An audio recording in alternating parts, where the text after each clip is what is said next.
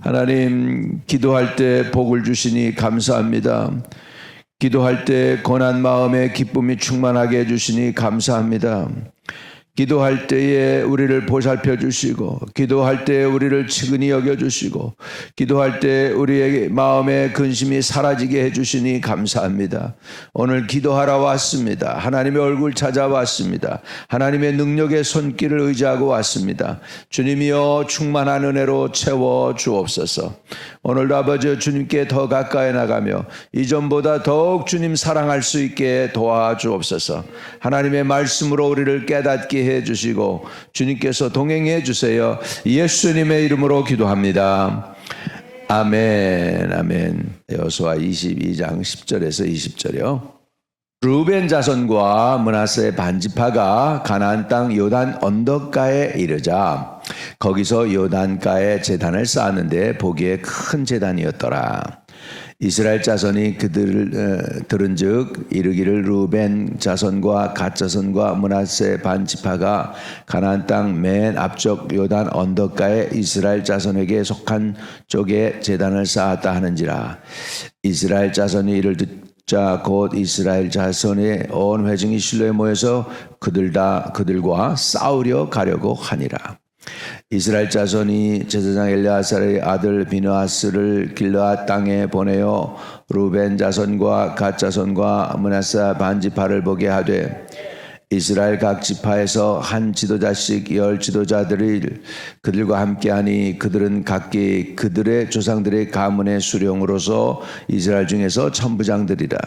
그들이 길르앗 땅에 이르러 베냐민 자손과 갓 자손과 므낫세 반지파에게 나아가서 그들에게 말하여 이르되 여호와의 온 회중이 말하기를 너희가 어찌하여 이스라엘 하나님께 범죄하여 오늘 여호와를 따르는 데서 돌아서서 너희를 위하여 제단을 쌓아 너희가 오늘 여호와께 거역하고자 하느냐.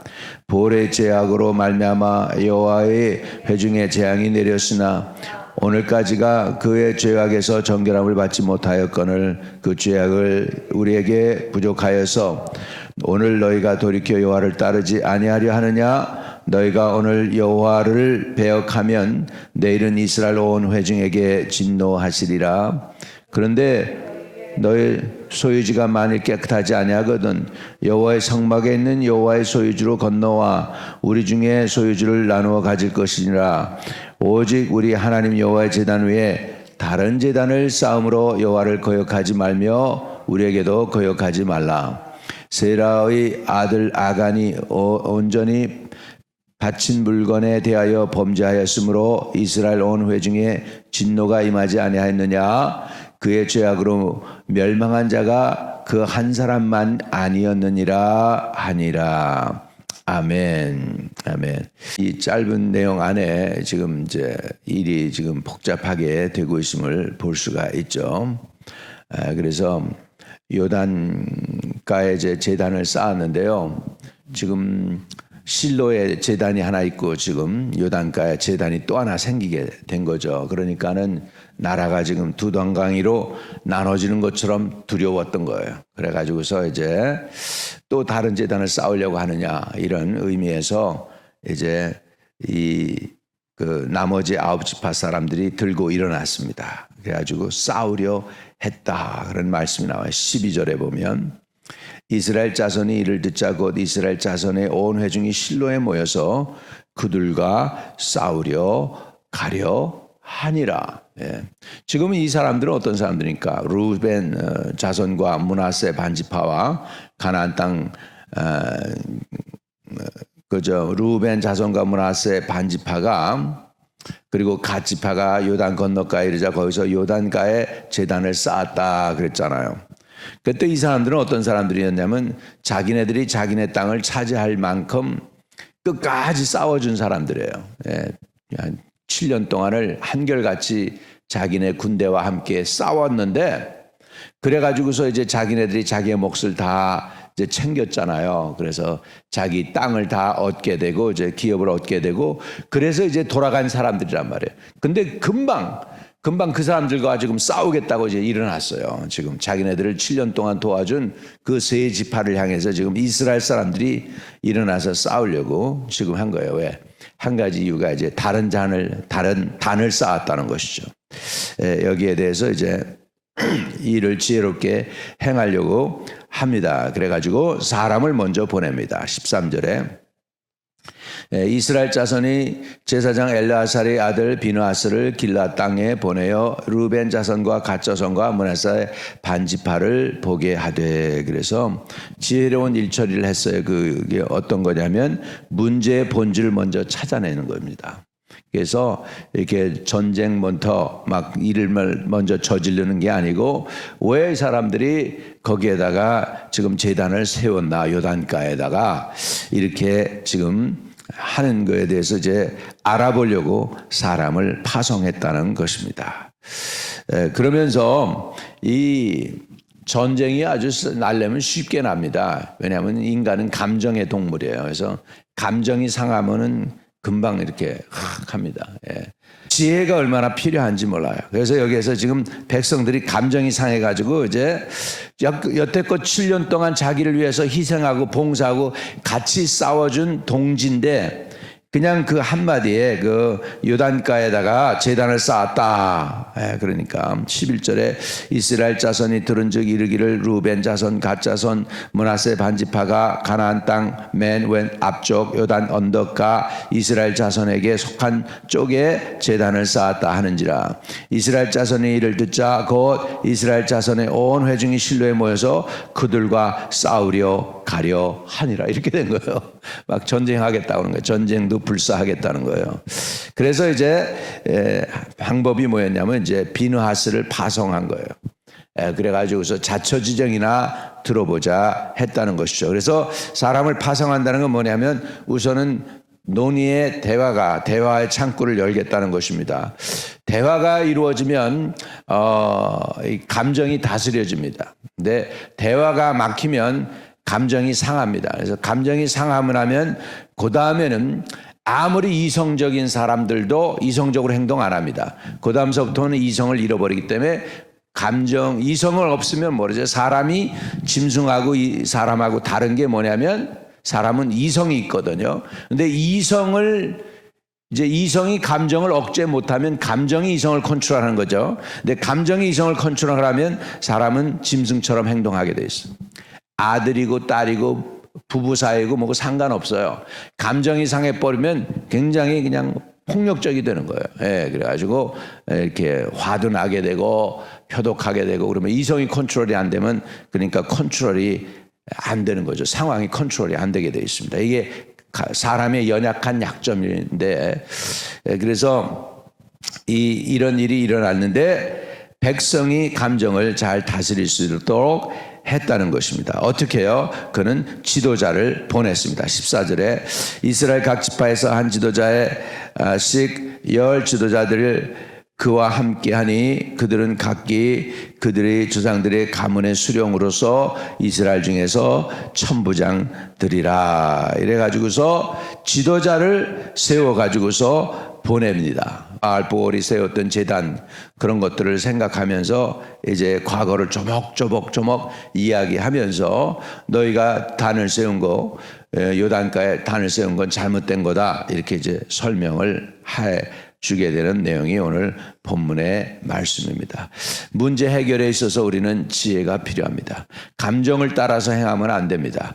이 문제 해결에는 반드시 감정이 들어가면 안 되고 이성이 들어가야 되고 지혜가 있어야 되고 또 순서도 이렇게 맞아야 돼요. 순서가 틀리면 안 돼요. 먼저 대화가 일어나야지. 대화 대신에 먼저 칼 들고 나가고 가면은 너희들 우리 죽으려 왔어. 뭐 이렇게 되면 이제 저쪽이 감정 상하면 이제 끝난 거예요. 그러면 저기 되는 거예요. 그래서 내가 우리 민족의 5,000년 역사 가운데 한 가지 우리가 잘못한 게 뭐냐면 감정을 컨트롤하지 못했어요. 감정을 컨트롤하지 못해서 가정에서도 그렇고 그리고 가까운 일가 친척 형제들이 옛날엔 살았잖아요. 한 마을에 그냥 저기 가면은 다 그 같은 친척들 아닙니까? 한 집 건너 한 집. 저거는 사돈 댁이고, 저건 누구 댁이고, 저건 오춘이고, 저거는 육춘이고, 뭐 그래가지고서 근데 이렇게 같이 사는데 가까운 친척일수록 더 감정이 상하고 더 원수가 될 수가 있어 싸우면은. 그래서 멀면 차라리 안 보니까 괜찮은데 가까운 사람일수록 감정이 상하면 더 멀어지고 되거든요. 그러니까 같이 사는 걸 배워야 돼. 같이 사는 것도 배워야 되고 또 대화하는 법도 배워야 돼. 대화하는 법도. 우리가 대화를 잘 못해요. 그래가지고 부모들이 대화를 잘 못하고 자기의 느낌을 표현을 잘 못하면 자녀들도 똑같이 부모처럼 자기의 느낌을 잘 표현을 못해. 자기가 자기 무슨 마음을 갖고 있는지 내 맘 나도 모르는 거예요. 근데 부모가 표현을 할 줄 알게 되고 대화할 수 있는 사람이고 이성이 통하는 분들이고 그렇게 되면 자녀들이 부부가 이렇게 하는 것을 보면서 자녀들이 보는 거 배우는 것이에요. 문제 해결하는 방법 가운데 대화가 소통이 되고 그다음에 감정이 아닌 이성으로 이렇게 일을 행하고 뭐 이러는 것을 보면은 이제 저기 되는 것입니다. 근데요. 우리 민족에게 또 트라우마가 있습니다. 무슨 트라우마가 있냐면 6.25 동란이라는 트라우마가 있어가지고 많은 분들이 이제 우리 아버지 때 그 시대 분들이 전쟁 6.25 동란 나갔어. 전쟁터에서 사람 죽는 거 보고 전쟁터에서 자기 전우가 팔 떨어져 나가는 거 보고 이런 상처가 있습니다. 이런 상처가 있기 때문에 그런 전쟁을 불사하고 뭐 이런 것들은 있지만 대화하고 이렇게 교육을 받아서 대화하고 이성으로 판단하고 문제 해결을 하고 이러는 것들은 우리 속에 뿌리적으로 상처가 남아있기 때문에 쉽지가 않습니다. 이게 죄의 싹이 3, 4대까지 흐른다고 말이죠. 이런 것들이 우리들에게 그래서 은연중에 부모의 그런 아픔들이 자녀들에게도 그대로 미치는 거예요. 또 한 가지 있습니다. 우리 민족 가운데 트라우마가 뭐냐면 어떤 트라우마냐면 일본에게 억압당했다는 거. 36년 동안 일본에게 억압당해가지고 1등을 해도 1등으로 안 되고 일본 사람 1등으로 세우고 한국 사람 그 다음에 붙여주고 뭐 이런 식으로 학교도 가서 일본 사람들 100명 뽑는다고 그러면 일본 사람 90명 다 뽑고 난 다음에 일본 사람 없으면 한국 사람 겉다리로 갖다 붙여주고 뭐 이런 식으로 하는 그런 당했던 것들을 그럼 지금 우리가 이 은연중에 그런 응어리들이 남아 있는데 그런 것들이 아직까지 우리는 모르는 것 같지만 우리는 보이진 않지만 그런 것들이 우리에게 아직도 남아 있어서 그런 쓴뿌리들이 남아 있기 때문에 이렇게 쉽지가 않습니다. 그래서 여러분 그래도 하나님의 은혜죠. 남의 나라의 식민지가 되었다가 선진국으로 올라간 나라가 하나도 없습니다. 한국에는. 이제 한국에는 하나도 없을 정도로 그만큼 우리 그 마음에 쌓여있는 이런 것들을 해결하기가 참 어렵습니다. 근데 언제 우리가 변했느냐? 복음이 들어와서 변했습니다. 기독교가 들어오고 예수님의 복음이 들어오고 나니까 과거의 문제도 해결되게 되고 응어리도 떠나가게 되고 이렇게 되고 있는 줄로 믿습니다. 그래서 우리는 잘 모르지만 부모대로부터 3, 4대로부터 흘러내려온 이런 그 응어리와 잔재들 이런 것들이 정말 우리가 치료돼야 됩니다. 근데 누가 쓴 빠찡꼬라고 하는 누가 쓴 책이 있어요. 자이니지 뭐 제일 한국인이지 자이니지라고 그러더라고요. 자이니지 그런 사람들 자이니지라고 그러는데 책에 보면 그런 것들을 영어권인데 아주 잘 표현했더라고. 그런 것들을 잘 표현한 그런 것들이 있음을 봅니다. 그래서 우리 오늘 지금 이런 하도 왜 이렇게 이 사람들이 싸우려고 했을까? 그거는 여태껏 전쟁하고만 왔었기 때문에 거기에 아픔도 있고 그러다 보니까 전쟁 끝났어요. 그러니까는 아직도 에너지는 남아있는 거예요. 근데 더 컨스트럭티브하게 그 에너지를 활용을 못하게 되는 것이죠. 그래서 은연중에 상대방의 의중도 모르고 지금 싸우겠다고 모이고 이렇게 되는데, 다행히 지혜로운 사람들이 지금 사람을 파송해서 의중을 알아보려고 하고 대화의 소통의 창구를 열어놨다는 것입니다. 하나님의 은혜로 저와 여러분의 가정도 교회도요, 이 대화가 이루어지기를 바랍니다. 이렇게 교회는 오해가 참 많을 수 있어요. 나는 아닌데 저 사람은 오해해가지고 저 사람 나 싫어하나, 왜 나하고 이렇게 대화 안 하나, 뭐 이런 것들, 아무것도 아닌 거 가지고 마귀가 그걸 갖다 큰 이슈를 만들어내요. 큰 이슈를 만들어내가지고 이렇게 문제거리를 삼을 수가 있기 때문에 우리가 그런 마귀가 틈탈 수 있는 틈을 주지 말아야 됩니다. 내 생각을 자꾸 관철하려고 그러면 감정이 상하는 거죠. 그러니까 하나님의 뜻을 따르려고 해야죠. 하나님의 뜻을 따르려고 할 때 하나님께서 이 교회의 주인이시니까 교회도 주장하시고 인도해 주실 줄로 믿습니다. 오늘도 성령 충만한 하루가 되시기를 바랍니다. 오늘도 주의 음성이 들려질 수 있기를 축복합니다. 성령 하나님, 우리를 부르셔서 예배드리게 하여 주셔서 감사합니다. 이스라엘 사람들이 이제 문제에 앞섰을 때에 아버지 지혜롭게 아버지 하나님 지도자들을 파송하고 대화의 창구를 열어서 아버지 하나님 오해가 없도록 했던 것을 우리는 성경에서 배웁니다. 우리도 대화가 될 수 있도록 아버지 하나님, 우리가 서로 한 마음 한 뜻이 되고 다 같은 말을 할 수 있고 같은 뜻을 품고 같은 아버지 비전을 가지고 나갈 수 있는 하나님의 백성이 될 수 있도록 축복해 주세요. 예수님의 이름으로 기도합니다. 아멘, 아멘. 하늘에 계신 우리 아버지여, 이름이 거룩히 여김을 받으시오며 나라에 임하옵시며 뜻이 하늘에서 이룬 것 같이 땅에서도 이루어지이다.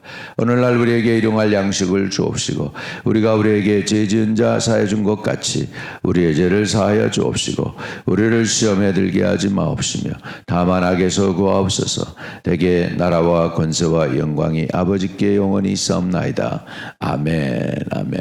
오늘도 순탄한 하루, 형통하는 하루 되시기를 축복합니다.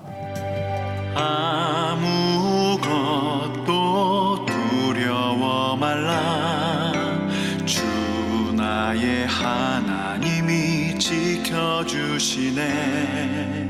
놀라지 마라, 겁내지 마라. 주님 나를 지켜주시네.